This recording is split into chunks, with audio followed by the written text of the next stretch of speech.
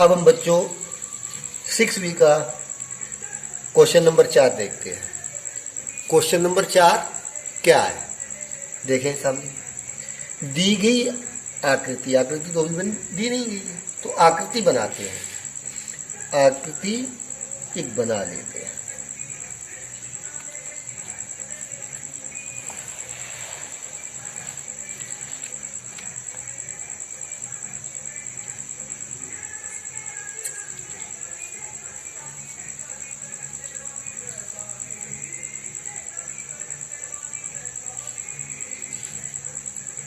इस प्रकार से एक आकृति बना लेते हैं।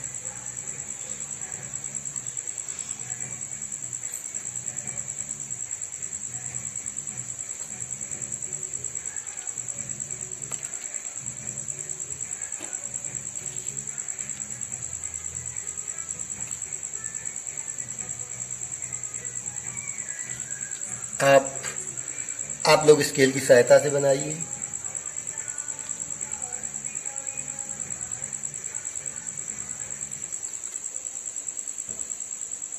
ए और ये हमारा एम होगा,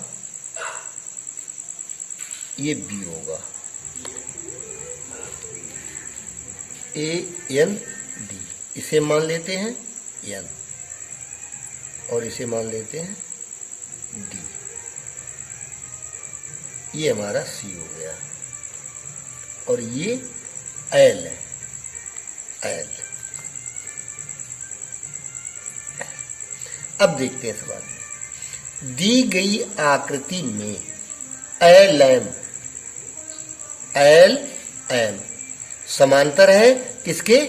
बी और सी के, यानी सी और बी के। एल एम समांतर सी बी। और क्या कह रहा है?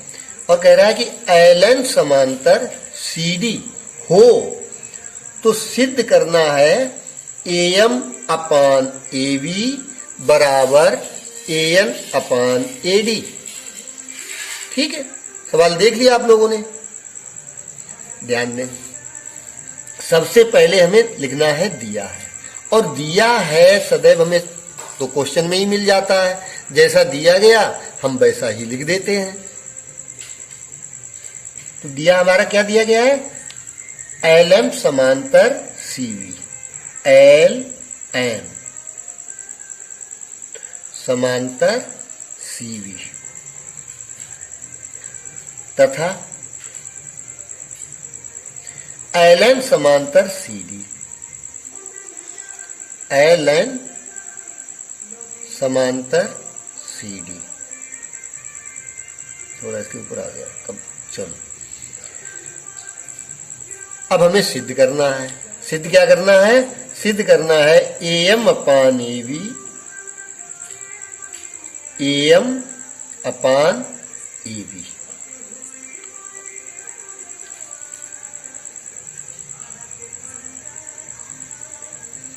बराबर A N upon A D.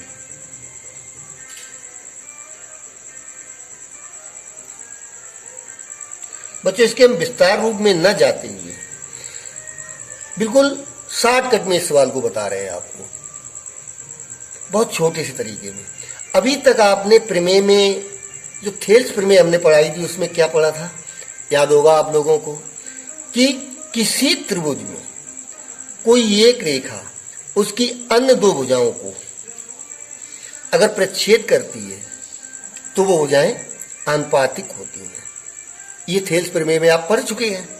यहां पर देखिए आप, हमारा एक त्रिभुज दिखाई दे रहा है हमें, ए सी बी में त्रिभुज दिखाई दे रहा है और इसमें एक रेखा है जो इसके समांतर है, BC के समांतर है एल एम। ये रेखा इसके समांतर है। तो ये बात आप लोग जानते हैं कि जब ये रेखा समांतर है तो ये भुजाएं कैसी हो जाएंगी? समान रूप से अनुपातिक हो जाएंगी। ये बात आप पढ़ चुके हैं, तो ये बात आपको याद होनी भी चाहिए। इसी तथ्य को लेकर के हम सवाल को सिद्ध करेंगे।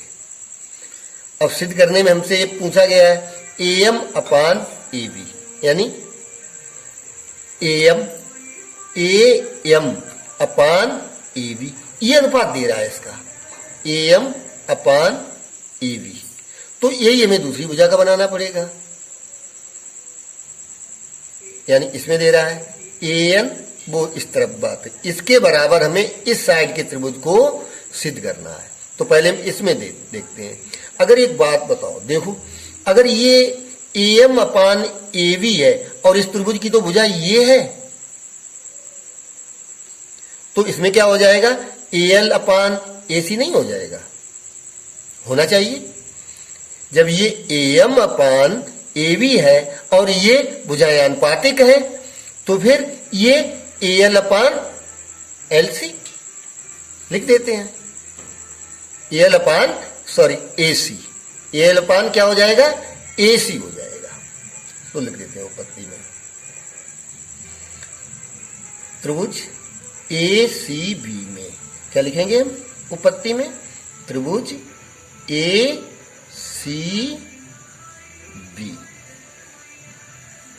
ACB में, ठीक है। क्या मिलेगा हमें, हमें मिलेगा AM upon AB, AM upon AB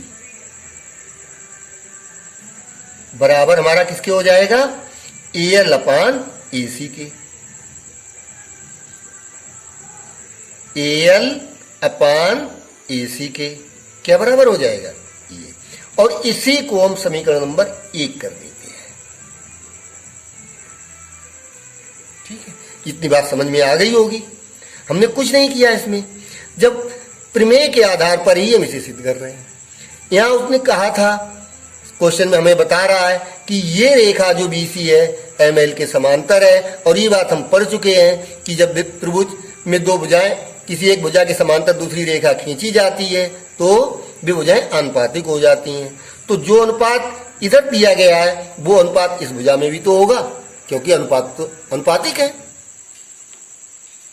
इसी प्रकार से अब हम इसमें देख लेते हैं पुनः, त्रिभुज पुनः त्रिभुज ACD में, ACD में, ACD में क्या होगा, अब जब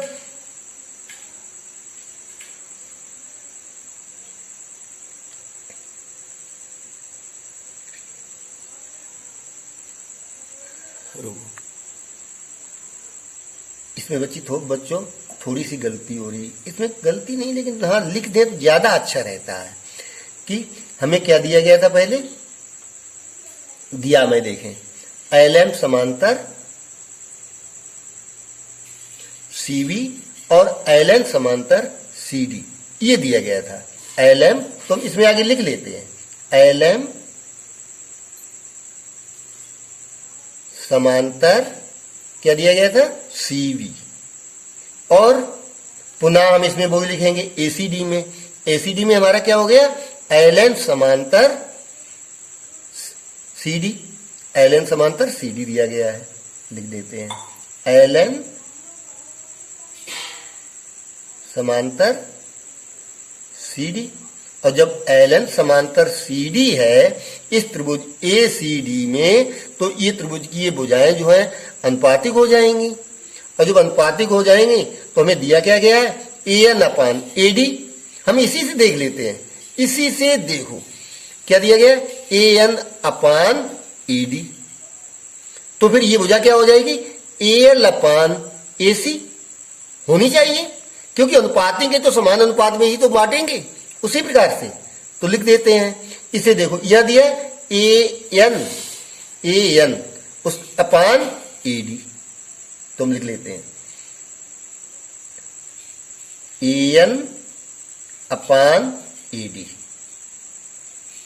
और बराबर दे रहा है किसके, होना चाहिए AL अपान AC के, AL अपान AC के।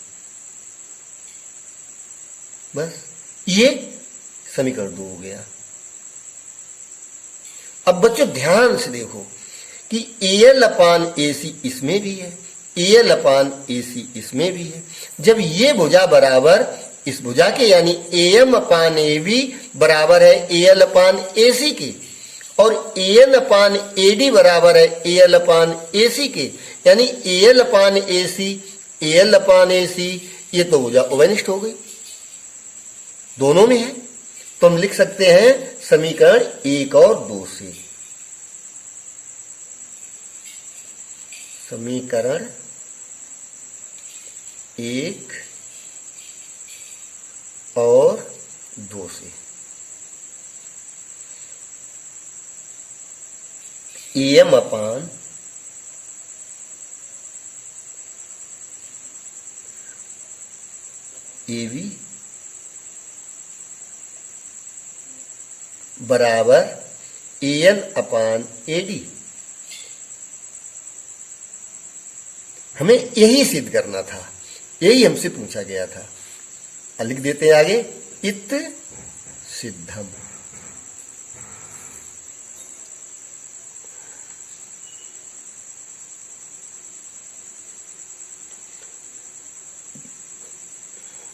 उम्मीद करता हूं ये क्वेश्चन आपको अच्छी तरीके से समझ में आया होगा।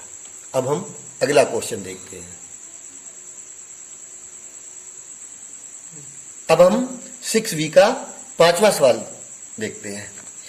चित्र नहीं बना है तो हम चित्र बना लेते हैं। एक त्रिभुज है ABC, त्रिभुज है हमारा ABC।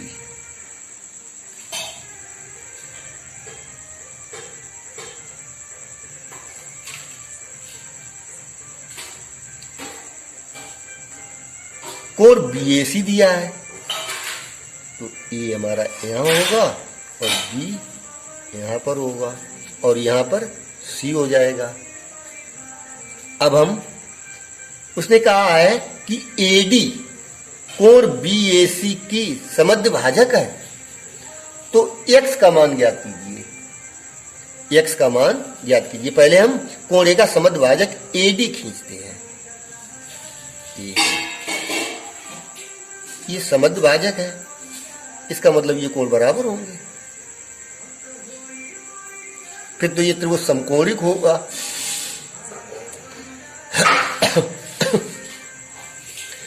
इसमें कुछ मान भी दिए गए, देखो दिया क्या है इन्होंने, दिया देख लें।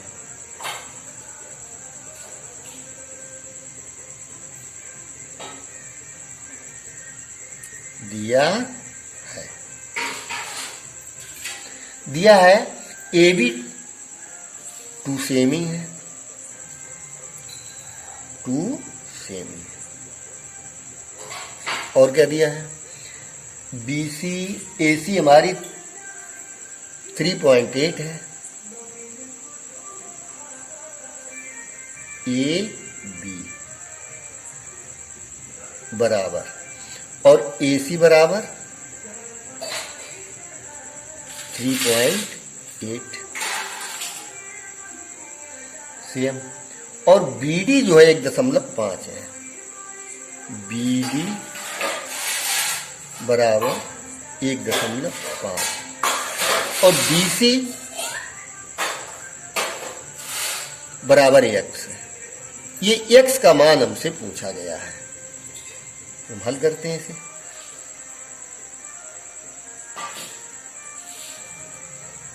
हल करते हैं तो ये त्रिभुज, इसमें देखो बेटा 2 बन रहे हैं, 2 त्रिभुज बन रहे हैं, कोण इनके बराबर है, भुजा ओवेनिष्ठ हो रही है, तो इसे कह सकते हैं कि ये समकोणिक त्रिभुज बन रहे हैं हमारे जाकर के। कौन से?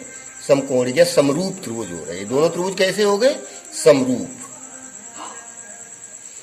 तो त्रिभुज ABD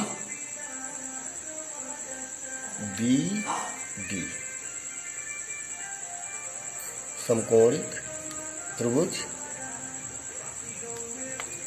ADC।